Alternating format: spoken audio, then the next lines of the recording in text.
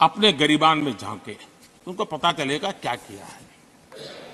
दलित, पिछड़े और आदिवासी, कांग्रेस जन्मजात उनकी सबसे बड़ी विरोधी रही है।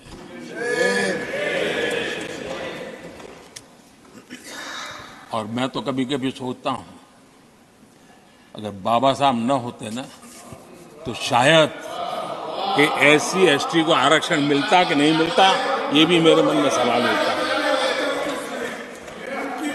आदरणीय सभापति जी,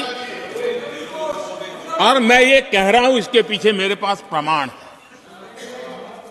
इनकी सोच आज से नहीं, उस समय से ऐसी है, मेरे पास प्रमाण है। और मैं प्रमाण के सिवाय मैं यहां कहने के लिए नहीं आया। और जब बातें वहां से उठी हैं तो फिर तैयारी रखनी चाहिए उनको। मेरा परिचय तो हो चुका है, 10 साल हो गए।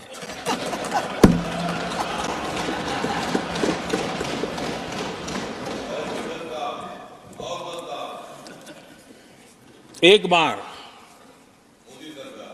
और मैं आदरपूर्वक नेहरू जी को इन दिनों ज्यादा याद करता हूं, क्योंकि हमारे साथियों की अपेक्षा रहती है कि जरा उनको तो बोलो, कुछ तो बोल रहा थे। अब देखिए, एक बार नेहरू जी ने एक चिट्ठी लिखी थी, और ये चिट्ठी मुख्यमंत्रियों को लिखी थी।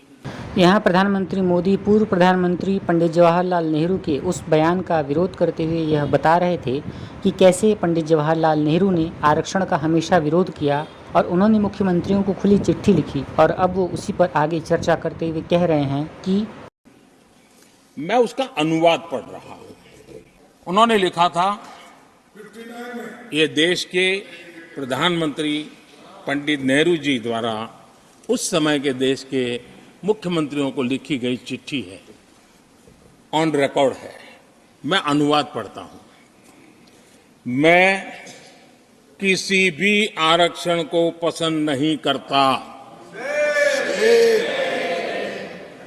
और खासकर नौकरी में आरक्षण तो कतई नहीं। मैं ऐसे किसी भी कदम के खिलाफ हूं जो अकुशलता को बढ़ावा दे, जो दोयम दर्जे की तरफ ले जाए। ये पंडित नेहरू ने मुख्यमंत्रियों को लिखी हुई चिट्ठी है। और तब जाकर के मैं कहता हूं, ये जन्मजात इसके विरोधी है। नेहरू जी कहते थे, अगर एससी, एसटी, ओबीसी को नौकरियों में आरक्षण मिला तो सरकारी काम का स्तर गिर जाएगा। और आज जो आंकड़े गिनाते हैं ना कि इतने यहां हैं, इतने यहां हैं, उसका मूल यहां है, क्योंकि उस समय उन्होंने रोक दिया था, रिक्रूटमेंट ही मत करो।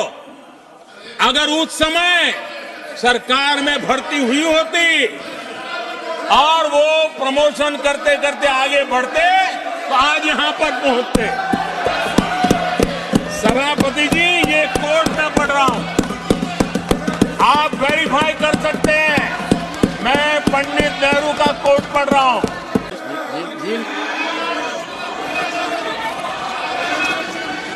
और आदरणीय सभापति जी, leader of opposition was heard in rapt attention.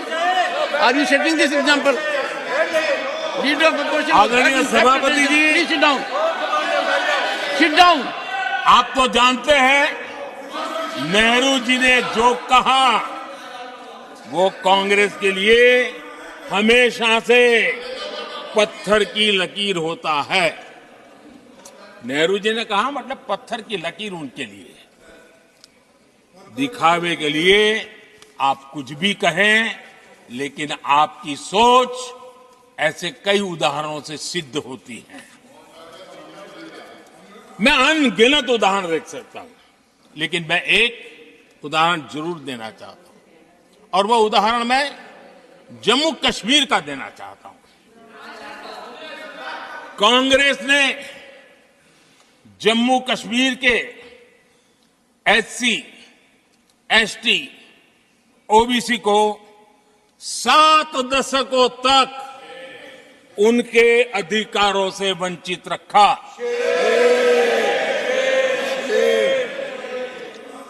Article 370 में हम कितनी जीतेंगे उसकी बात अभी नहीं कर रहा हूं। आर्टिकल 370 को निरस्त किया, तब जाकर के इतने दशकों के बाद एसटी, एसटी, ओबीसी को वो अधिकार मिले जो देश के लोगों को बरसों से मिले हुए थे, उसको रोक के रखा था। जम्मू कश्मीर में फॉरेस्ट राइट्स एक्ट उनको प्राप्त नहीं था। जम्मू कश्मीर में प्रिवेंशन ऑफ एट्रोसिटी एक्ट नहीं था। ये हमने 370 हटाकर ये अधिकार उनको दिए। हमारे एससी समुदाय में भी सबसे पीछे पीड़ित कोई रहा तो हमारा वाल्मीकि समाज रहा, लेकिन हमारे वाल्मीकि परिवारों को भी 7 दशक के बाद भी जम्मू कश्मीर में रहे लोगों की सेवा करते रहे, लेकिन डोमिसाइल का अधिकार नहीं दिया गया। ये है। और मैं आज देश को भी अवगत करना चाहता हूं कि स्थानीय निकायों में, लोकल सेल्फ गवर्नमेंट्स में ओबीसी के आरक्षण का विधेयक भी कल 6 फरवरी को लोकसभा में भी पारित हो गया। आदरणीय सभापति जी, एससी, एसटी, ओबीसी उनको बड़ी भागीदारी ने कांग्रेस और साथियों को हमेशा परेशानी रही है। बाबा साहब की राजनीति को, बाबा साहब के विचारों को खत्म करने के लिए कोई कसर उन्होंने छोड़ी नहीं है। वक्तव्य अवेलेबल है, चुनाव में क्या क्या बोला गया है वो भी अवेलेबल है। इसको भारत रत्न भी देने की तैयारी नहीं थी, वो भी भाजपा के समर्थन से और सरकार बनी, तब बाबा साहब को भारत रत्न। इतना ही नहीं, सीताराम केसरी अति पिछड़ी जाति से कांग्रेस पार्टी के अध्यक्ष उठा करके फुटपाथ पर फेंक दिया गया। ओबीसी, वो वीडियो अवेलेबल है, वो देश ने देखा सीताराम केसरी के साथ क्या हुआ। और आदरणीय सभापति जी, इनके एक मार्गदर्शक अमेरिका में बैठे हैं। सभापति जी, इनके एक मार्गदर्शक अमेरिका में बैठे हैं। Sir, only the address will go on record. जो Only address, no. पिछले चुनाव में हुआ तो हुआ के लिए फेमस हो गए थे और कांग्रेस इस परिवार के काफी करीबी है। उन्होंने अभी संविधान निर्माता बाबा साहब आम्बेडकर के उनके योगदान को छोटा करने का भरपूर प्रयास किया।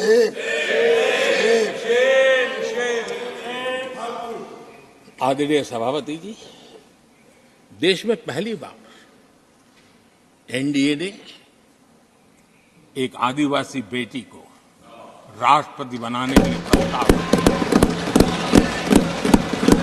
उनको उम्मीदवार बनाया। आपका हमसे वैचारिक विरोध हो वो एक बात है, अगर हमसे वैचारिक विरोध होता, आपने सामने कैंडिडेट खड़ा किया होता, मैं समझ सकता था, लेकिन वैचारिक विरोध नहीं था। क्यों? क्योंकि हमारे यहां से गया हुआ व्यक्ति आपने उम्मीदवार बनाया। इसलिए वैचारिक विरोध नहीं था, आपका विरोध एक आदिवासी बेटी के लिए था। और इसलिए आपने, और ये जब सांगमा जी चुनाव लड़ रहे, वो भी एक आदिवासी नॉर्थ ईस्ट, उनके साथ भी यही किया गया था।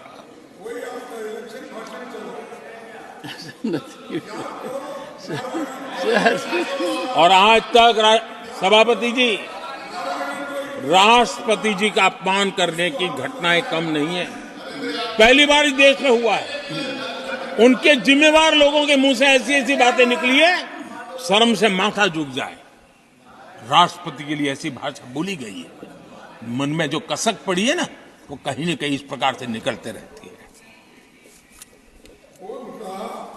एनडीए के अंदर हमने 10 साल काम करने का मौका मिला।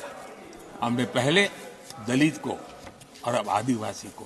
तो दर्शकों, एक और जहां SC/ST एक्ट का, UGC एक्ट का और सवर्णों के खिलाफ जितनी भी अत्याचार हो रहे हैं, उन सभी का एक और सड़क से लेकर संसद भवन के मुख्य मार्ग जंतर मंतर के मुख्य प्रदर्शन स्थल तक प्रदर्शन हो रहे हैं और सभी लोग इस मामले में अपनी बढ़ चढ़कर भागीदारी प्रस्तुत कर रहे हैं।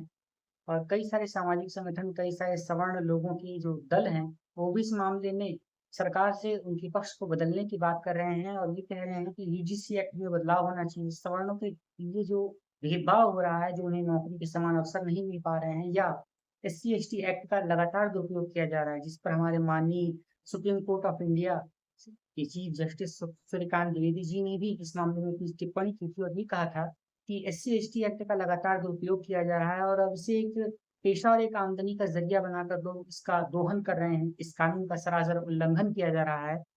तो अब इस मामले में तमाम लोगों की प्रतिक्रियाएं आ रही हैं। तो सरकार का अभी तक इस मामले में कोई पक्ष नहीं आया है। फिलहाल अब देखना ये है कि आगे सरकार इस पर क्या प्रतिक्रिया लेती है।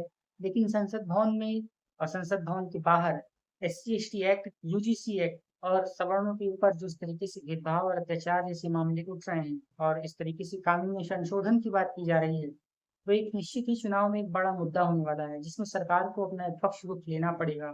वहीं एक बड़ा मुद्दा ये भी है कि अब बीजेपी कैसे अपने उस कोर वोटरों के ग्रुप को, समूह को मनाएगी, जिसे सवर्ण ग्रुप कहा जाता है। और सवर्णों का सीधा सीधा ये कहना है कि सरकार उनकी अनदेखी कर रही है और वो सरकार से नाराज बताए जा रहे हैं। हालांकि सरकार का ये कहना है कि सवर्ण उनसे कहीं भी नाराज नहीं है, लेकिन स्थिति इसके ठीक उलट देखती नजर आ रही है। एक और जहां पर अमित शाह और बड़े बड़े मंत्री और सरकार के बड़े बड़े नेता जब रैलियों में जा रहे हैं, तो वहां पर कोई भीड़ नहीं जुट रही, लोग भीड़ों से उठकर चले जा रहे हैं। और वहीं एक और ये भी देखा जा रहा है कि अभी जो बिहार के चुनाव हुए थे, जिसमें बांकीपुर विधानसभा सीट का चुनाव हुआ था, वहां पर बीजेपी की करारी हार हुई है। जहां पर एक और कहा जाता था कि इस सीट से अगर कुत्ता भी लड़ेगा तो वो जीत जाएगा, लेकिन अब कुत्ता को कौन कहे, सरकार का एक खास व्यक्ति जो कि सरकारी बीजेपी अमले से आता है, वो ही उस चुनाव में लड़कर हार जाता है। तो इसलिए सरकार बहुत ज़्यादा परेशान हो गई है और अब वो कैसे भी करके सवर्णों के इस भारी विरोध को, इस बदलाव को अपने पक्ष में करना चाहती है और ये चाहती है कि कहीं से भी सवर्ण वोटर, जो कि इनके बीजेपी के कोर ग्रुप के कोर वोटर होते हैं, वो कहीं उनसे खिसक न जाएं। तो आप इस पूरी सच्ची घटना के संबंध में क्या कहना चाहते हैं, कमेंट करिएगा, अपनी राय जरूर बताइएगा। वीडियो अगर अच्छी लगी है, सरकार का ये रुख और प्रधानमंत्री मोदी का ये भाषण, आप क्या कहना चाहते हैं, उस पर जरूर कमेंट करके बताइएगा। वीडियो को लाइक करना ना भूलें। जहाँ तक वीडियो को देखी है और पहली बार विजिट कर रहे हैं चैनल पर, तो चैनल को सब्सक्राइब जरूर करें, बेल आइकन कॉल पर सेट करें, ताकि आपको हमारी हर एक लेटेस्ट वीडियोस का नोटिफिकेशन समय पर मिल जाया करे, जिसमें आप देश दुनिया और जुर्म की ताज़ा तरीन वारदातों के साथ संसद भवन की मुख्य परिचर्चाओं पर भी हिस्सा ले सकेंगे और मुख्य चर्चाओं का आप हिस्सा बन सकेंगे। तो कमेंट करिएगा, वीडियो को लाइक, शेयर और सब्सक्राइब करना ना भूलें। अगली वीडियो में अगली प्रस्तुति के साथ हम आपसे फिर मिलते हैं। तब तक के लिए आप सभी हमें इजाजत दीजिए। अपना बहुत ध्यान रखिए।